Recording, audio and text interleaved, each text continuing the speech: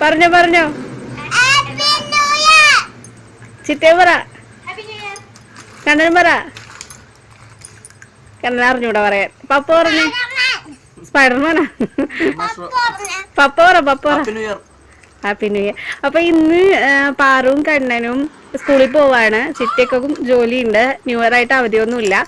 അപ്പൊ പോകുന്നതിന് മുമ്പ് പാറു എഴുന്നേറ്റ് പല്ലൊക്കെ തേച്ച് കണ്ണൻ എഴുന്നേറ്റ് പല്ലൊക്കെ തേച്ചിട്ട് ഇങ്ങനെ ഇരിക്കുകയാണ് കേട്ടോ. കൈ കിട്ടുന്നതൊക്കെ കഴിക്കുകയാണ്. കഴിക്കണ്ടെന്ന് പറഞ്ഞിട്ടോ എന്തെന്നാ കഴിക്കണേ പാറു കാണിച്ചു കൊടുത്തേ. കാണിച്ചു കൊടുക്ക്. കണ്ട ഈ സാധനം ഇങ്ങനെ പാറുവിന്റെ കണ്ണിൽ പെട്ടത്. എന്താണ് 10 ദിവസത്തെ വെക്കേഷൻ കഴിഞ്ഞിട്ട് ഇന്ന് പോവുകയാണ്. 10 ദിവസമല്ല, ഇവർക്ക് അതിൽ കൂടുതൽ കിട്ടി. കാരണം ഈ കണ്ണന് മറ്റേ ഇൻഫെക്ഷൻ അടിച്ചായിരുന്നു. ഒരാഴ്ച ഞങ്ങൾ ഞങ്ങളുടെ വീട്ടിലായിരുന്നു, എൻ്റെ വീട്ടിലായിരുന്നു. അപ്പൊ അത് കാരണം ആ ഒരാഴ്ചയും കൂടെ പോയില്ല രണ്ടുപേരും.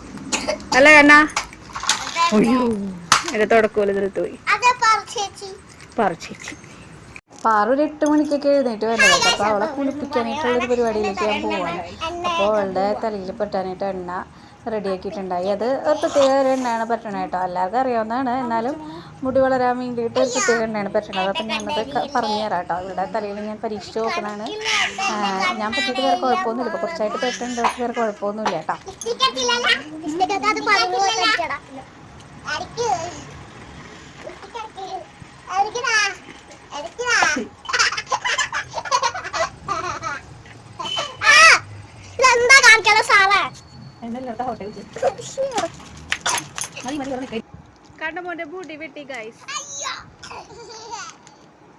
കണ്ണമോനും പപ്പയും കൂടെ പാപ്പം കഴിച്ചുകൊണ്ടിരിക്കട്ടെ. പപ്പയ്ക്ക് ഭയങ്കര ഗമ കാണിക്കട്ടെ. പപ്പ വെറുതെ ചുമ്മാ ഒരു ചേട കാണിക്കണാണ്. അപ്പം ഞാൻ പപ്പേനെ കൊണ്ട് വർത്തമാനം പറയിപ്പിക്കാൻ നോക്കിയിട്ട് പപ്പയ്ക്ക് ഭയങ്കര ഗമ പോലെ കാണിക്കുക. വെറുതെ അഭിനയിക്കുന്നതാ.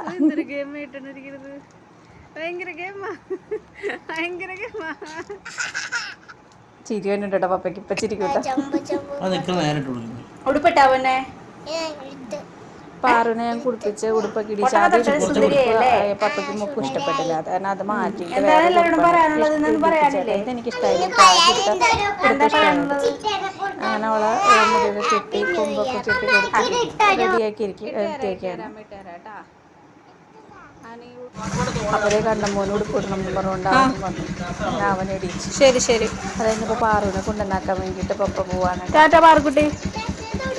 ചെരുപ്പിട്ടില്ലല്ലോ പൊന്നെ. അവര് ചെരുപ്പിടാണ്ടാണ് ആദ്യം പോയത്. കഴിഞ്ഞ് വന്നിട്ട് രണ്ടാമത് ചെരുപ്പിട്ടിട്ട് കയറിപ്പോയി.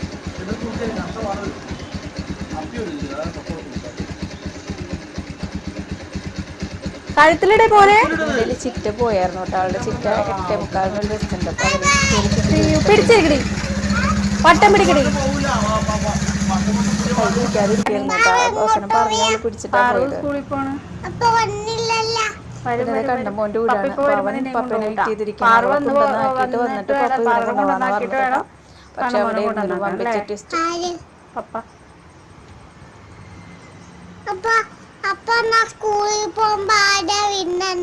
കൊണ്ടുവരാനായിട്ടാ പപ്പ പപ്പ വരും. എനിക്ക് അറിഞ്ഞൂടാ. ചെലപ്പോ അമ്മ വരും, ചെലപ്പോ പപ്പ വരും. അമ്മ വന്നാ മതിയാ. സ്കൂളിൽ വിടുമ്പോ അമ്മ എന്നെ വിളിച്ചാ മതി. ആ ഓക്കെ ഓക്കെ.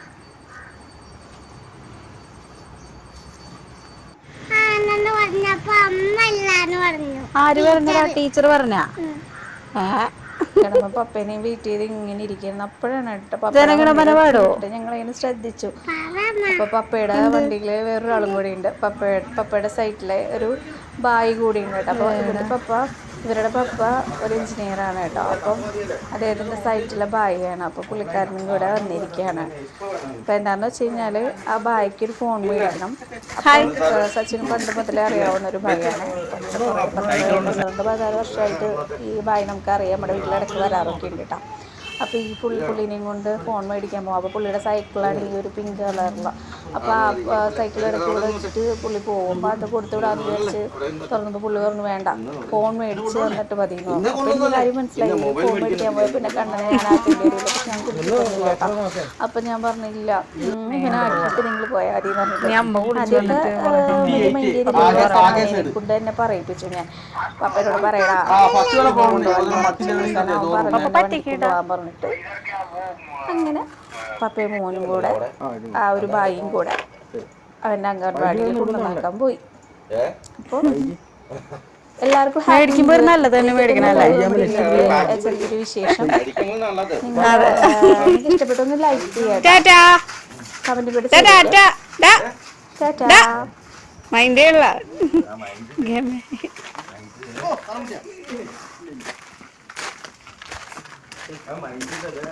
ആ ഗേമക്കാരൻ.